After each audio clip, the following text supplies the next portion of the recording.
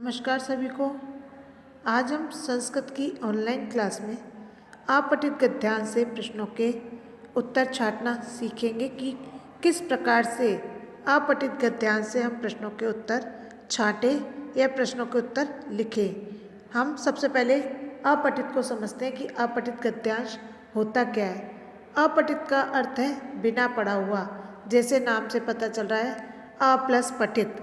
आ यानी बिना पढ़ा हुआ और पठित यानी पढ़ा हुआ, यानी बिना पढ़ा हुआ गद्यांश या पद्यांश हमारी परीक्षा में आता है।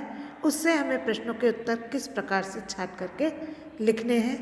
तो सबसे पहले हम ये देखते हैं, ये हमारे सामने एक अपठित गद्यांश है, इसको हम समझेंगे। उसके बाद हम इससे प्रश्नों के उत्तर छाटेंगे। विवेकानंद से जन्म कालिकाता नगरे अभवत। विवेकानंद का जन्म कालिकाता नगर में हुआ। तस्य पिता विश्वनाथ दत्त, माता च भुवनेश्वरी देवी आस्ताम। उनके पिता विश्वनाथ दत्त तथा माता भुवनेश्वरी देवी थे। तस्य प्रथम नाम नरेंद्र आसीत। उनका प्रथम नाम नरेंद्र था। नरेंद्र बाल्यात् एव क्रीड़ापटु दयालु विचारशील च आसीत। नरेंद्र बचपन से ही खेलने में चतुर, दयालु और विचारशील था। ईश्वर अस्ति न वा इति शंका आसीत। ईश्वर बचपन से ही विचारशील और दयालु था। ईश्वर है अथवा नहीं, ये उसकी शंका थी। कि ईश्वर है या नहीं। शास्त्राणाम अध्ययनेन बहुना साधुना च समीपम गत्वा अपि शंका परिहारम न अभवत। शास्त्रों के अध्ययन से और बहुत से साधुओं के पास जाकर भी ही शंका का निराकरण नहीं हुआ, शंका का समाधान नहीं हुआ।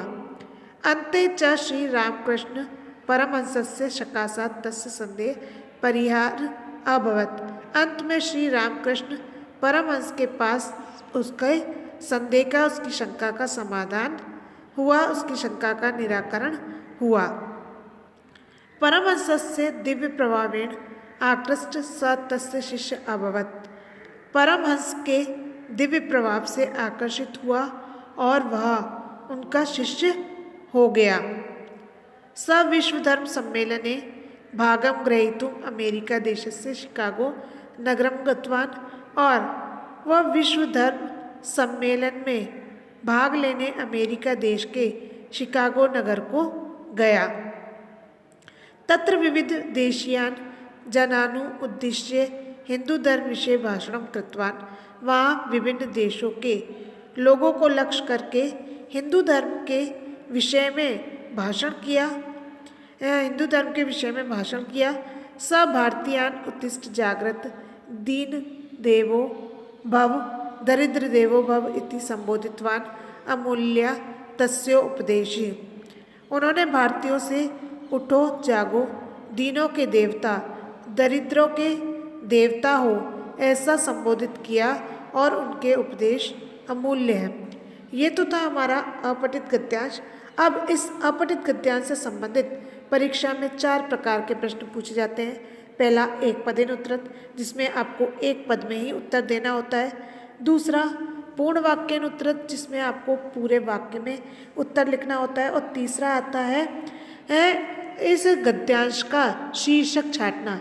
यह जो गद्यांश हमने पढ़ा है, पद्यांश जो पढ़ा है, उस गद्यांश या पद्यांश का शीर्षक क्या होगा, तीसरे प्रश्न में शीर्षक पूछा जाता है। और चौथा प्रश्न होता है भाषिक कार्य या निर्देश अनुसारम उत्तरत, जिसमें आपको व्याकरण से संबंधित प्रश्न पूछे जाते हैं। तो हम सबसे पहला प्रश्न देखते हैं, एक पदेन उत्तरत। अब इस एक पदेन उत्तरत में प्रश्न पहला पूछा गया है, विवेकानंद से जन्म कुत्र अभवत। विवेकानंद का जन्म कहाँ हुआ। तो अब हम इसका उत्तर यहाँ पर देखेंगे पैराग्राफ में। विवेकानंद से जन्म कालिकाता नगरे अभवत। पहली लाइन में इस प्रश्न का उत्तर है कि विवेकानंद से जन्म कालिकाता नगरे अभवत। सिर्फ कालिकाता में लिखना है क्योंकि एक पद में पूछा गया है। दूसरा प्रश्न पूछा है विवेकानंद से प्रथम नाम किम आसीत। विवेकानंद का पहला नाम क्या था। तो ये भी इसका उत्तर है तस्य प्रथम नाम नरेंद्र आसीत। ये दे रखा है, उसी के नीचे प्रथम नाम नरेंद्र आसीत, तो सिर्फ हमें नरेंद्र लिखना है, नरेंद्र आसीत। फिर अगला प्रश्न पूछा गया है, नरेंद्र कस्य प्रभावेण आकृष्ट अभवन्। नरेंद्र किसके प्रभाव से आकर्षित हुआ? तो इसका उत्तर यहाँ पर लिखना है, ये रहा इसका उत्तर, परमहंसस्य दिव्य प्रभावेन। रामकृष्ण परमहंसस्य दिव्य प्रभावेन आकृष्ट। सिर्फ हमें एक पद में लिखना है, तो रामकृष्ण परमहंसस्य। फिर अगला प्रश्न पूछा गया है, विश्व धर्म सम्मेलन कुत्र आयोजित। विश्व धर्म सम्मेलन कहाँ आयोजित हुआ था? तो इसका उत्तर है अमेरिका देशस्य शिकागो नगरे। ये अमेरिका देशस्य शिकागो नगरे। फिर अगला प्रश्न पूछा गया है दूसरा, पूर्ण वाक्यन उत्तरत, यानी पूरे वाक्य में उत्तर लिखना है। जैसे मैंने बताया था, एक पदेन उत्तरत में सिर्फ एक पद में उत्तर देना है, पूर्ण वाक्यन उत्तरत में हमें पूरे पद में उत्तर लिखना है। जैसा यहाँ पर पहला प्रश्न पूछा गया है, नरेंद्र बाल्यकाले कीदृश आसीत्। नरेंद्र बचपन में कैसा था? तो नरेंद्र बाल्यकालात् एव क्रीड़ापटु दयालु विचारशील च आसीत्। फिर अगला प्रश्न पूछा गया है, प्रश्न 2, नरेंद्र से ईश्वर विषयकम शंकाया परिहारम कुत्र अभवत्। नरेंद्र की ईश्वर संबंधी शंका का परिहार कहाँ हुआ था? तो ये इसका उत्तर हम लिखेंगे, रामकृष्ण परमहंसस्य सकाशात् तस्य संदेश है परिहार अभवत्। यानी रामकृष्ण परमहंस के पास में जाकर के उनकी शंका का समाधान हुआ। अब हमारा दूसरे का तीसरा प्रश्न है, विवेकानंद शिकागो सम्मेलने कम विषयकम आश्रित्य भाषणं कृतवान्। विवेकानंद ने शिकागो सम्मेलन में किस विषय के आधार पर भाषण किया था? तो इसका उत्तर भी अब हम इसमें छाटेंगे, विवेकानंद शिकागो नगरे हिंदू धर्म विषयम भाषणम कृतवान्। ये रहा, हिंदू धर्म विषय भाषणम कृतवान्। क्योंकि हमें पूर्ण वाक्य में उत्तर देना है, तो हम पूरा लिखेंगे।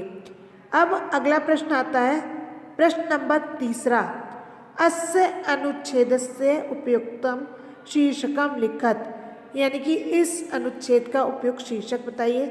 जैसा मैंने आपको बताया, शीर्षक जब हम छाटते हैं तो शीर्षक हमारा जो पैराग्राफ दे रखा है या जो गद्यांश या पद्यांश दे रखा है, उसमें बार बार किस विषय पर बात की गई है, किस विषय के बारे में बताया गया है, तो वही हमारा शीर्षक होता है। जैसे यहाँ पर हमने ये पैराग्राफ पढ़ा और इस पैराग्राफ में हमने देखा कि इसमें पूरे में विवेकानंद के बारे में बात की गई है, विवेकानंद के बारे में बताया गया है, तो हमारा इस गद्यांश का उपयुक्त शीर्षक विवेकानंद होगा। अब चौथा प्रश्न पूछा गया है, यथा निर्देशम प्रश्नान उत्तरत। निर्देश के अनुसार प्रश्नों के उत्तर दीजिए। मैंने आपको बताया था कि हमें क्या करना है, निर्देश के अनुसार प्रश्नों के उत्तर हमें छाटने हैं। तो यहाँ पर पहला प्रश्न पूछा गया है, ईश्वर अस्ति नास्ति वा। अस्ति क्रियापदस्य कर्ता का, ईश्वर है अथवा नहीं। वाक्य में अस्ति क्रिया का कर्ता कौन सा है? कर्ता कार्य को करने वाला, और क्रिया कर्ता के द्वारा जो कार्य किया जा रहा है, जिस तरीके से किया जा रहा है, वह उसकी क्रिया है। जैसे राम पुस्तक पढ़ता है, तो राम तो क्या हो गया? कर्ता, और पढ़ना क्या हो गया? उसकी क्रिया, और पुस्तक हो गया कर्म। ठीक है, तो यहाँ पर ईश्वर क्या हो गया? यहाँ पर कर्ता हो गया। अब अगला प्रश्न पूछा गया है दूसरा, दरिद्र देवो भव अन्यो क्रियापदम किम। दरिद्र देवो भव, इन दोनों में से क्रिया पद कौन सा है? अब मैंने अभी बताया, कर्ता कार्य को करने वाला, और कर्ता कार्य को किस तरीके से कर रहा है, वो उसकी क्रिया होती है। तो ये पूरा हमें एक वाक्य दे रखा है। अब इसमें से ही हमें इसका उत्तर छाटना है कि इसकी क्रिया क्या है। तो इसकी क्रिया हो जाएगी भव। तो हमारा उत्तर हो गया भव। फिर तीसरा प्रश्न पूछा गया है अमूल्य तस्य उपदेशा, यानी अमूल्य तस्य उपदेशा वाक्य तस्य सर्वनाम पदम कस्मे प्रयुक्तम। अमूल्य तस्य उपदेश वाक्य में तस्य सर्वनाम शब्द किसके लिए प्रयुक्त हुआ है, तो हमें अब ये छाट करके बताना है। हमने पूरा पैराग्राफ पढ़ा था तो हमें पता चला कि तस्य जो है विवेकानंद के लिए आया है, तो यहाँ पर उत्तर हो जाएगा विवेकानंद से। अमूल्य तस्य उपदेश है, उसका उपदेश अमूल्य है, तो उसका किसका, विवेकानंद का, क्योंकि पूरे पैराग्राफ में विवेकानंद के बारे में बात की गई है, तो यहाँ पर हो गया विवेकानंद से। फिर चौथा प्रश्न पूछा गया है उपदेशा इतस्य विशेष्य पदस्य विशेषणम पदम किम। उपदेश इस विशेष्य पद का विशेषण क्या है। उपदेश इस विशेष्य पद का विशेषण क्या है, तो इसका